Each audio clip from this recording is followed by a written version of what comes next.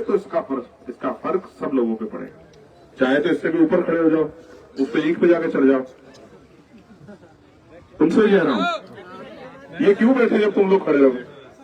ये भी तो तुम्हारे बीच के लोग हैं।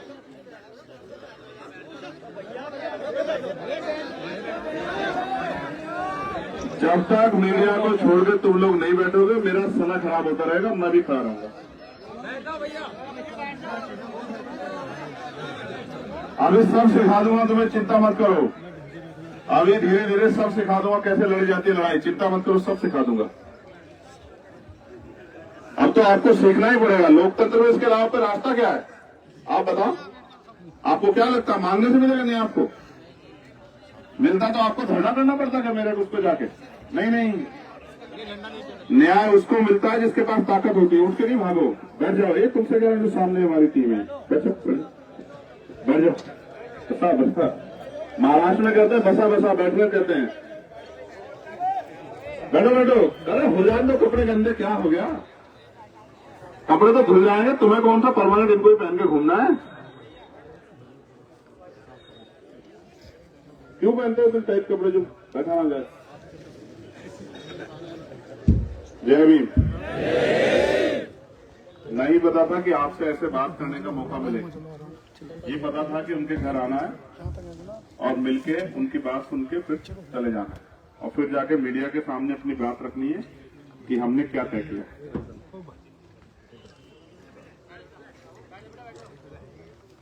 कहा यह था जो यहाँ नेता लोग हैं हमारे, उनसे कि एक सभा करवा देना, शोक सभा, जिस शोक सभा में हम उनको श्रद्धांजलि भी अर्पित कर दें और हमारे लोगों के मन में जो पीड़ा है, तकलीफ है, वो लोग अपनी बात भी रखें और किसी भी आसपास समस्या वो भी बात हमारी नजर में आ जाए।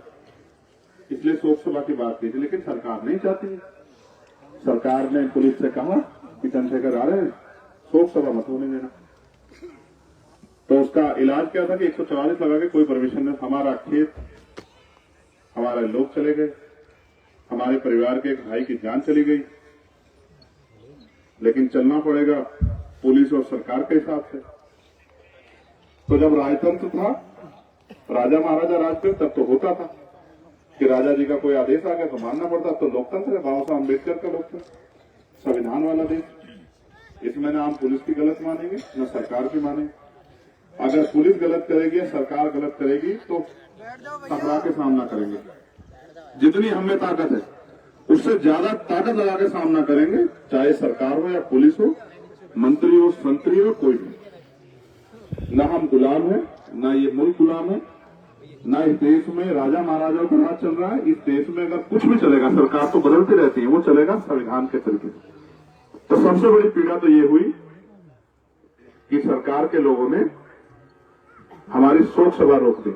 हमारे मीडिया के साथी भी यहाँ हैं। आप सोचो ये कैसी सरकार है, ये कैसे निर्दयी लोग हैं कि शोक सभा का मतलब है कि हम आंसू बहाना चाहते हैं अपने दुख तकलीफ पर, अपनी तकलीफ बांटना चाहते हैं उनके दुख को। लेकिन अगर हमें हमारा दुख भी बांटने नहीं दिया जा रहा तो सोचो ये सरकार कितनी अच्छी सरकार।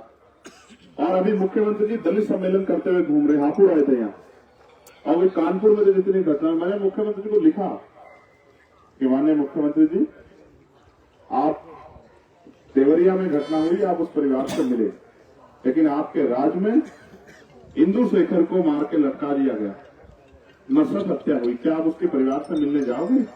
आप दलित सम्मेलन कर रहे हो, दलित सम्मेलन में बताओगे कि हमारी सरकार में किस तरह दलितों को खालू दे दी जा रही है? क्या आपके पास जवाब है? किसान, कमजोर, मजदूर को किस तरह से नोचा जा रहा है आपकी सरकार में? गिर जाएगी तेरे, यही रह जाएगी जवानी।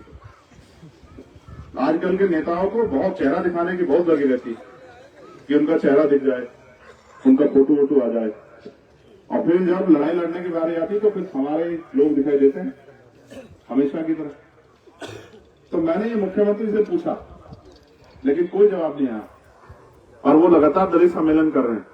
इसका मतलब वो ये चाहते हैं कि दलित उनके पीछे खड़े हो जाएं। लेकिन आप ये तय करो कि उनके पीछे खड़े होने से आपके आने वाला भविष्य क्या होगा इस प्रदेश।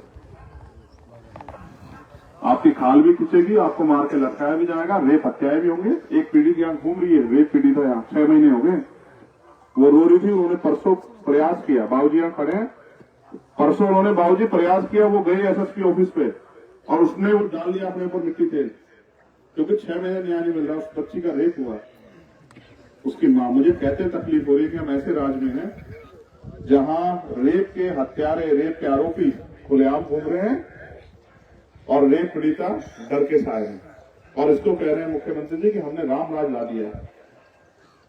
जिस राज्य में हमारा जीना हराम हो गया है, जिस राज्य में हमारा सांस लेना, खड़े होना, सम्मान से जीना, अपनी मजदूरी मांगना, अपनी मेहनत मांगना हराम हो गया है, उस प्रदेश को मुख्यमंत्री जी कह रहे हैं कि यह कानून का राज। कोई कानून का राज नहीं है, एक ही राज है, जिनके पास सत्ता है उनकी लाठी से सब लोग हाके जाएं। अब नहीं होगा ये।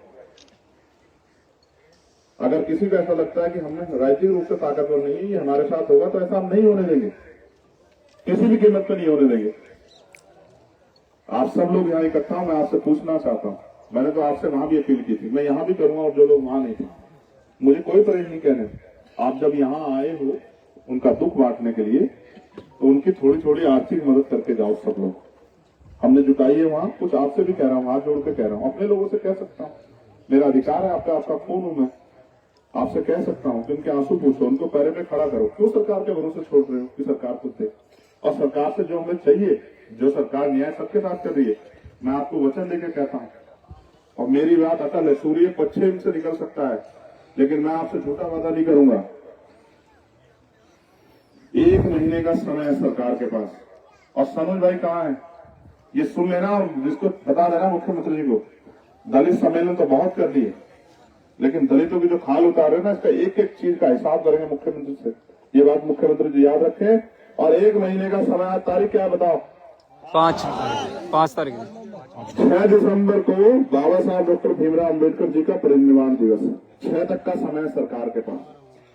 अगर 6 तक हमारी मांगे, हमारा ज्ञापन कल जाएंगे हमारे साथी, हमारे नेता लोग लेके, हमारे जिलाध्यक्ष, हमारे मंडल के लोग, हमारे कोर कमेटी के लोग जाएंगे जिलाधिकारी के पास, और उनके पास एसएसपी का ज्ञापन लेके, अगर 6 तारीख तक हमारी मांग नहीं पूरी हो, तो 7 तारीख के बाद हम लोग बताएंगे कि हमने कितनी ताकत है मेरठ में, और हमने कितनी ताकत है पश्चिम में, और हमने कितनी हमारे खून में गर्मी, ये हम लोग बताने का काम सरकार करेंगे। मेरा आपसे वादा।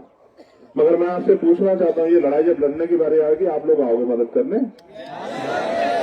देखो, अन्याय करने वाले से अन्याय सहने वाला ज्यादा दोषी होता है।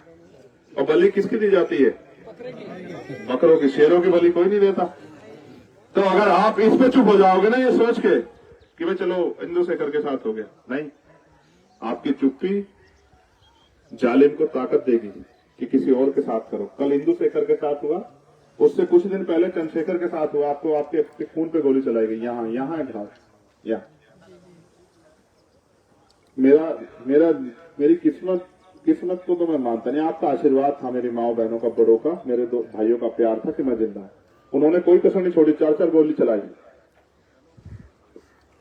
उनका बस चलता तो वो मेरी लाश पे खड़े होकर नाचते, खुशी मनाते कि हमने इनके इसको, भाई को, बेटे को, नेता को मार दिया। लेकिन मैं आपसे पूछना चाहता हूं, चंद्रशेखर तो बच गया, लेकिन इंदु शेखर को तो नहीं बचा पाया आपने।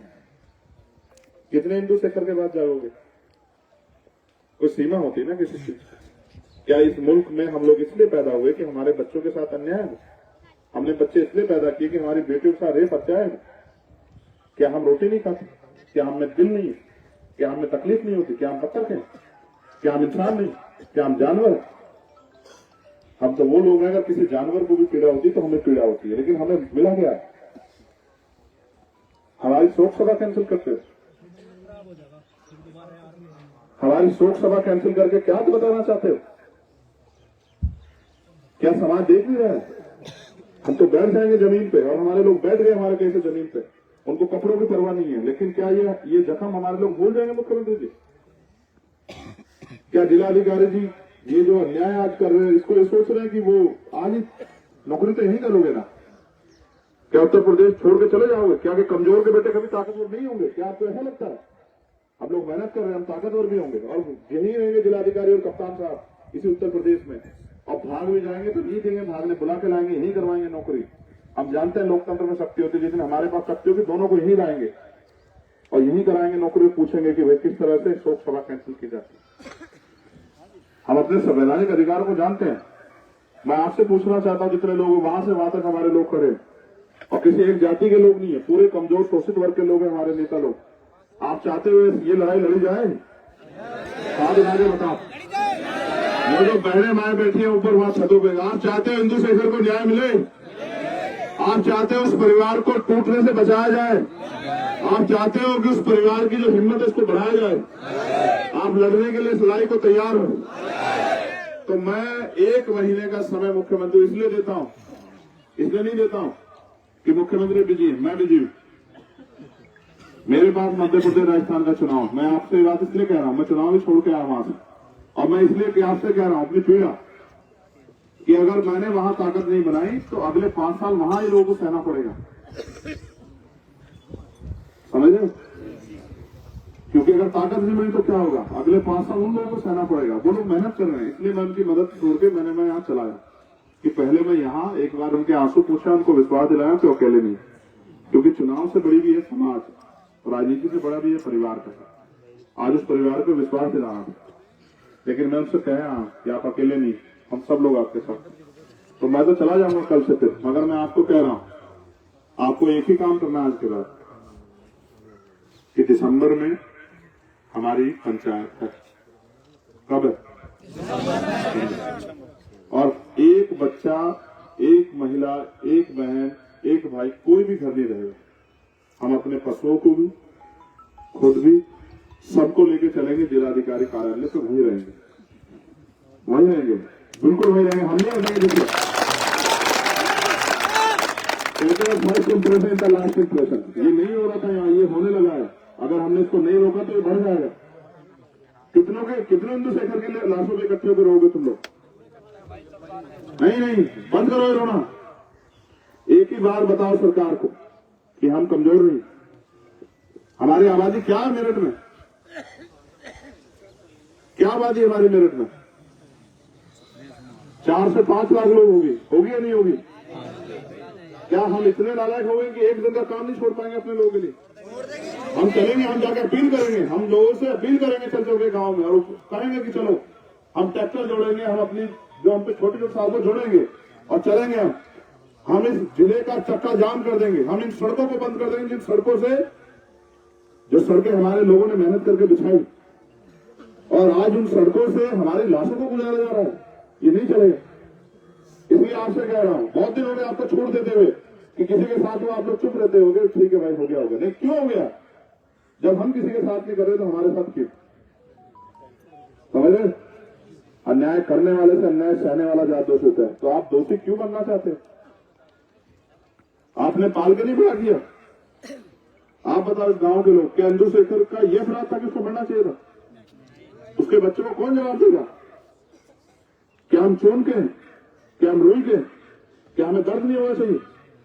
तो दिसंबर में पंचायत, मैं आप सबसे कह रहा हूं, सब लोग करते हैं, किसान भी करते हैं, सब लोग करते हैं, लेकिन आपकी पंचायत ऐसी होनी चाहिए कि पूरी दुनिया का पता लगे कि कोई पंचायत हुई है।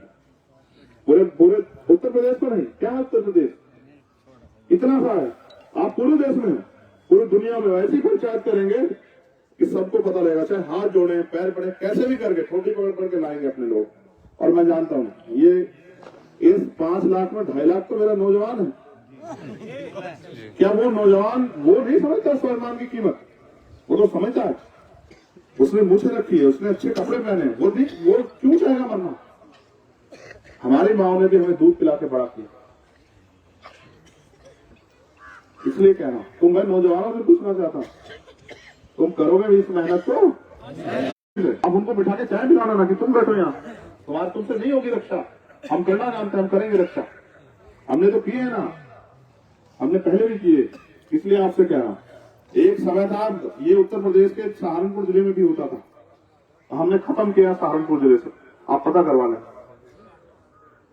हमने खत्म किया, जड़ से खत्म किया। और आज वहां भाईचारे से लोग रहते हैं। घुटने टेकने से, हाथ जोड़ने से नहीं होता बंद, सामना करने से बंद होता। आप मेरठ में करो, देखो बंद हो जाएगा। मैं बहुत दिन से सुन रहा हूं मेरठ में, वहां मार दिया, वहां मार दिया, वहां मार दिया, वहां ये कर दिया। क्यों? मेरठ के लोग रोटी नहीं खाते? क्या मैं नौजवान से पूछ रहा हूं, करोगे नहीं करोगे बताओ? या तो गर्दन झुका के जीना सीखो, और अगर गर्दन झुका के जीना नहीं चाहते तो फिर सम्मान से खड़े होना सीखो। मांगने से ठीक मिलती है, अधिकार लड़के लेने पड़ते हैं। और स्वाभिमानी कौन किसी आगे असर नहीं झुकाती। क्या बनते रहेंगे इस प्रदेश और देश में? मिट्टी के अपने अंदर झांको। सेना में जाके देश की रक्षा करते हो, पुलिस में जाके प्रदेश की रक्षा करते हो, तो समाज की रक्षा कौन करेगा? ये आपकी जिम्मेदारी, ये मेरी जिम्मेदारी, हम सबकी जिम्मेदारी कि हम अपने समाज की भी रक्षा करें। क्या फायदा हमारे शरीर का, क्या फायदा हमारी जवानी का? कब है पंचायत बताओ?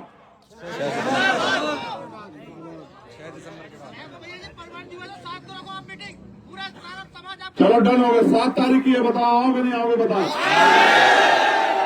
चलो आप सब लोग भी सुनो, कब की है पंचायत सुनो, और पंचायत सुनो ये भी जान लो, रूखी सूखी कच्ची पक्की बना के लेके आना, वापस नहीं लौटेंगे जब तक न्याय नहीं होगा। ये भी आप ये भी तय करो मेरे साथ। देखो अभी यहाँ किसान नेता है, उनको एक नेता ने कहा कि उनका एनकाउंटर हुआ था, उन्होंने कहा खून की नदियां बह जाएंगी अगर एनकाउंटर होगा। और मैं आपसे कह रहा हूं आपका तो एनकाउंटर हो गया ना,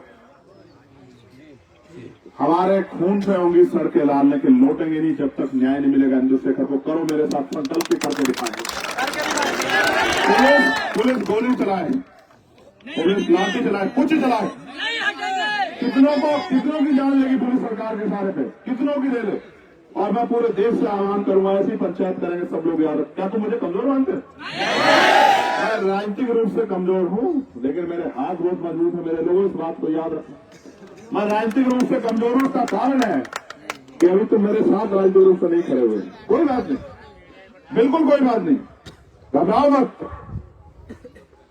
लेकिन मैं सामाजिक रूप से कमजोर नहीं। हमेशा मेरे लोगों ने चाहे दिल्ली हो या हो, अपनी दम को मनवाने का काम किया। और मैं आपसे कह रहा हूं, इतनी बात रिकॉर्ड कर लो कि 8 तारीख में पंचायत है, 7 में भी नहीं है, 8 तारीख में पंचायत है। कहां? जिला अधिकारी कार्यालय मेरठ पे। कहां है? कब है पंचायत? तुम लोग करोगे क्या अब तक? तब तक क्या करोगे 8 तारीख में? याद करो, मैं याद दिलाता हूँ। तुम्हारी क्या तुम्हें लगता है टीवी रोज चलाएगा कि 8 तारीख को पंचायत है? अखबार रोज लिखेगा? नहीं लिखेगा, लिखेगा भी तो तुम्हारे खिलाफ लिखेगा। तुम्हें करना क्या है? एक एक आदमी 5-5 गांव की जिम्मेदारी उठाए कि हमें 5 गांव कहना है कि 8 तारीख को पंचायत, और पंचायत है स्वाभिमान सम्मान। और फिर देखो तुम्हारी गर्जना से ही अगर ये बंजर भूमि अगर फसल ना उगाए तो मुझे बता दो। बस मेरे भाइयों इतना सा काम मेरा कर दो, मेरे माउथ कन्वेंशन से इस बात का प्रचार कर दो कि 8 तारीख पंचायत। कितने गांव है मेरठ में? कितने हैं भाई? हाँ 650 हैं, 650 गाँव बांट लो, 650 गाँव है। और फिर शहर में तो बहुत सारे जगह प्रचार हो जाएगा 2 दिन में ही, लेकिन 650 गाँव में अगर एक आदमी 5 गाँव की जिम्मेदारी ले तो 600 को 5 से भाग कर दो, 120 लोग चाहिए, हजारों की संख्या में तो आप यही हो। 120 लोग चाहिए, 120 लोगों पे समय है समाज की लड़ाई लड़ने का। शाम के टाइम जाना, 120 एक केसे में 5 गांव आएंगे, ठीक है। एक रात शाम में जाना है, अनाउंसमेंट कराना है कि मीटिंग आ जाओ, आधे घंटे में अपनी बात अपनी चले आना है, कुछ खर्च भी नहीं हो रहा, समझ रहे हो? मन थोड़े से जाना है, 5-5 दिन काम कर लोगे समाज के सम्मान के लिए, वजन हो गया, संकल्प है पक्का डन। तो भाई आप सब भी सुन लो, 8 तारीख को पंचायत है जिलाधिकारी कार्यालय पे, और पंचायत अनिश्चितकालीन होगी। टैक्स चुकाते हैं, मुख्यमंत्री घर का पैसा नहीं जिसको लुटा रहे हैं दोनों हाथ से, हमारा पैसा हमारे ऊपर लगाना पड़ेगा, वरना तो इलाज तो हमारा हो रहा है, अब हमें करना है। हाँ, अपनी समस्याओं का इलाज करना, ठीक है। तो आप सबसे आग्रह, जो लोग वहां नहीं थे और जिनकी जो चाहते हैं उनकी मदद करना, वो एक रुमाल यहाँ रख के उनकी मदद कर दो। वहां जिन लोगों ने कर दी उनका धन्यवाद। मैंने ये मदद आपसे इसलिए कराई, एक दूसरे की मदद करने से प्यार बढ़ता है। मेहमान आता है 100, 200, 500 रुपए उसमें भी खर्च हो जाते हैं, होते नहीं होते? उनके आंसू पोंछने में मत खतरा। तो एक रुमाल रख के, और वंश आया क्या? अजय कहाँ? ये अजय प्रधान कहाँ? अजय भी नहीं, वंश भी नहीं, वो रहे सामने, कहाँ है? वो हाथ उठा रहे सामने गाड़ी के पीछे।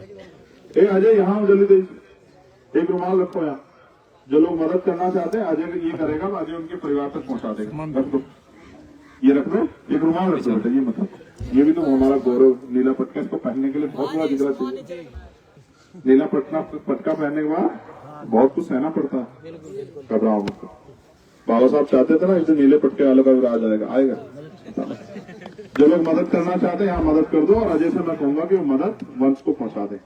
हम देखो, मैं तो चाहता हूँ समाज सहकारिता बढ़ाए, किसी आगे हाथ ना फैलाना पड़े, लेकिन सरकार में जो पैसा है वो भी हमारा है, वो तो छीन के लेंगे हमसे, ठीक है? लेकिन यहाँ जो आप अपनेपन से मदद करना चाहते हो वो कर दो। अजय ये मदद वंश को पहुंचा देना, ये तुम्हारी जिम्मेदारी। इधर आ जाओ। बहुत धन्यवाद आपका आने के लिए। जो लोग मदद कर रहे हैं वहीं से एक दूसरे को पकड़ा दो, एक दूसरे को पकड़ा दो। चलो आराम से, बहुत अनुशासन में। ये जो अधिकार हमें मिले हैं, ये बाबा साहब अम्बेडकर की कुर्बानी से मिले हैं समाज को, तो समाज की मदद करना सीख रहे हैं हमारे लोग। चलो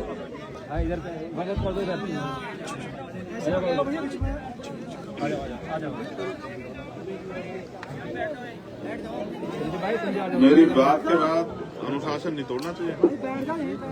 मैं चीजें भूलता नहीं हूँ। अब तो खड़े हो जाओ, मगर याद रखना मैं वो नेता नहीं जो हेलीकॉप्टर से आके चलाता आदमी को पहचानता नहीं है। मैं सबको पहचानता हूँ।